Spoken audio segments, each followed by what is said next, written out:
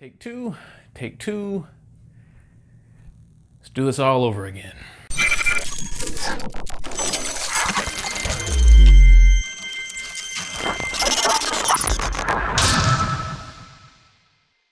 Hello everybody, my name is Zen, coming from Essence of Zen, and it has been forever and a day since I've made a video because of many factors.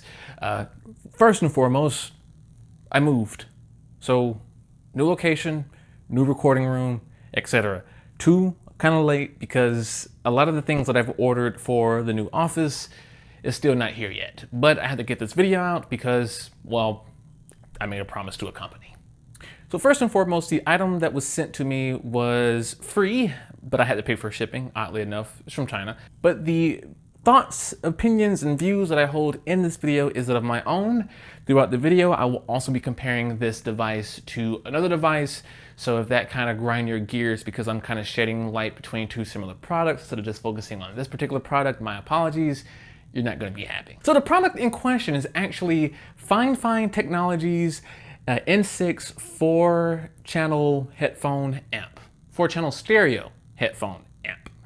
So as you probably already know, I actually do use a amp already in my main system. I did a review on that years ago, and that was from Behringer. It is the item that I still use today, and will later compare this device to that. But that aside, I will say I actually enjoyed my time with this.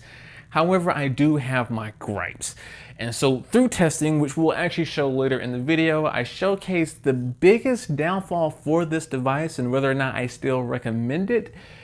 But overall, let's go ahead and dive in. So one, if you don't know what a headphone amplifier or any type of music, audio, sound amplifier is, it's essentially a device that takes in input of audio and export it into either different channels, different configurations, different systems, etc. But wait, I see ports on this thing that I've not seen before.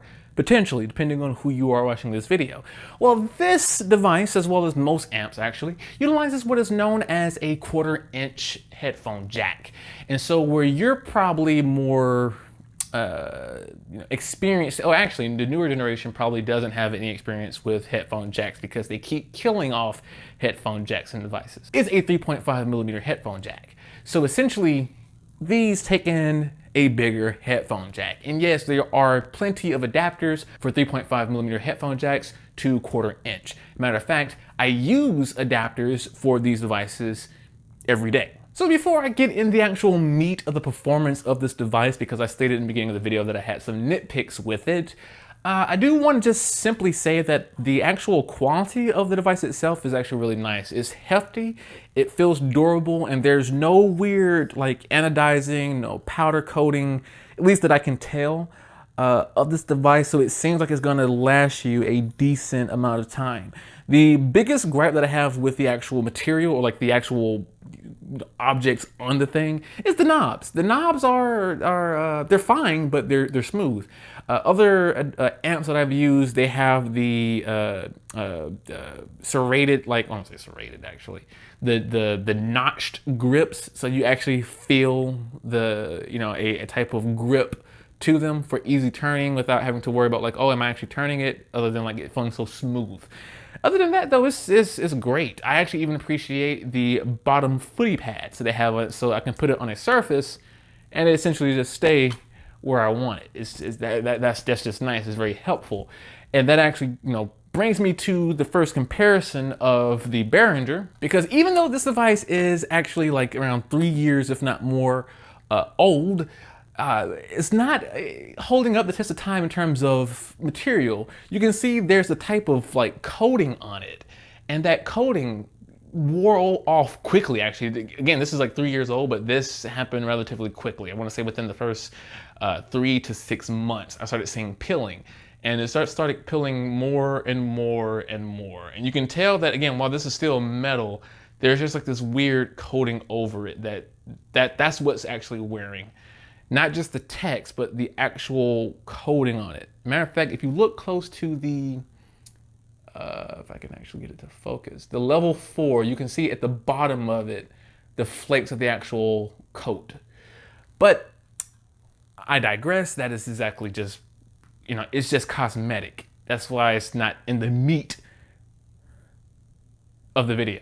And second to that, the bottom of the Behringer amp actually has mounting holes. So if you're actually a musician on the go when you have a particular setup you like, even that of a DJ, you can actually mount this to an object depending on, and I can't actually tell you the screw sizes. I don't think it's anything crazy or large, but yeah, you can actually mount this to your guitar, your stereo, your speaker, your DJ equipment, your computer. I don't know why you would want to mount it to your computer, but you could, theoretically. And that's actually the downfall with this, is that there's no feet. I actually keep this on a desk, not mount it to it, so it can sometimes slide around. Pretty annoying. Whereas even with this, you don't have mounting holes unless there's some underneath the feet, which I highly doubt. I'm not gonna actually pull it off to see, because I still use this. But I think both could improve by simply having both mounting points and rubberized, gripping feet. It's not that hard to ask to give things feet. This isn't Nickelodeon. So you're probably still wondering or getting irritated at me for not actually getting into the performance of the actual device. Well, here we are. So my biggest nitpick with the FiFine 4-channel stereo headphone amp, trying to make sure I get the full thing here for the N6, is just consistency, right? So I'm not sure of the guts that is inside both the N6 and the Behringer HA400, but it seems like this gives you more variance in terms of distortion, quality, things you want out of your amp, and that's annoying. So, example, the louder you have the source audio, that be your computer, your DJ equipment, your guitar, whatever, the lower you need to have the volume knob on the amp for the output.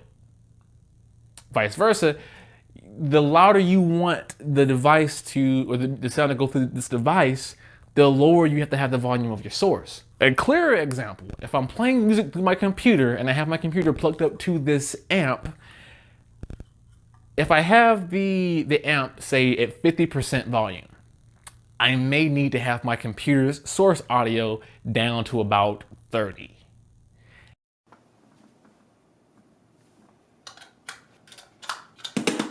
This is the Behringer HA400 playing Pro Leader April Showers Digital Remaster 2018.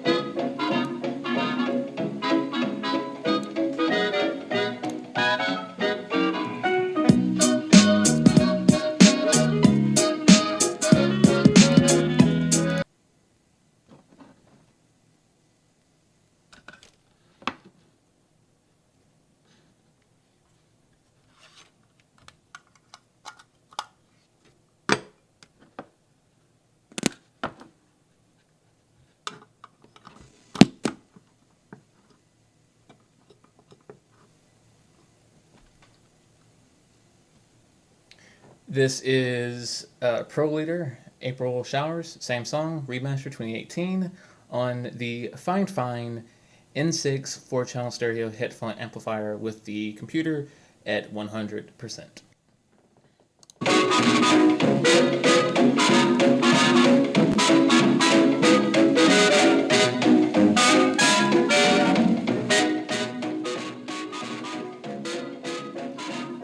Notice how when I turn down the knob, the distortion is still there.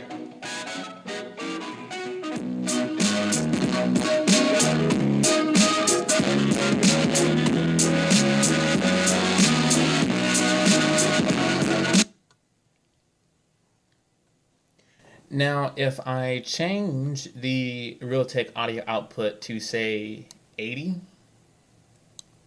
and continue,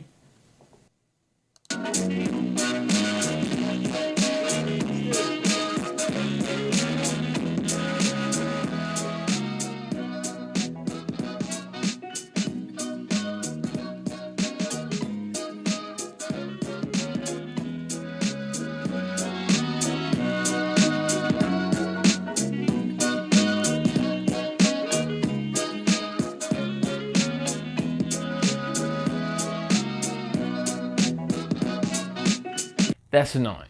Whereas with the Behringer app, no matter the volume of the source equipment, I'm going to get a consistent, nice, smooth sound. And again, I'm not sure of the differences in the guts and materials inside the amp, but it makes a huge difference.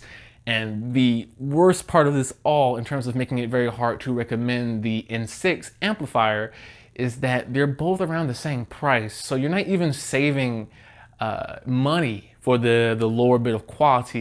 You're actually playing, you know, a gamble. So there's two things that I do want to note with this though.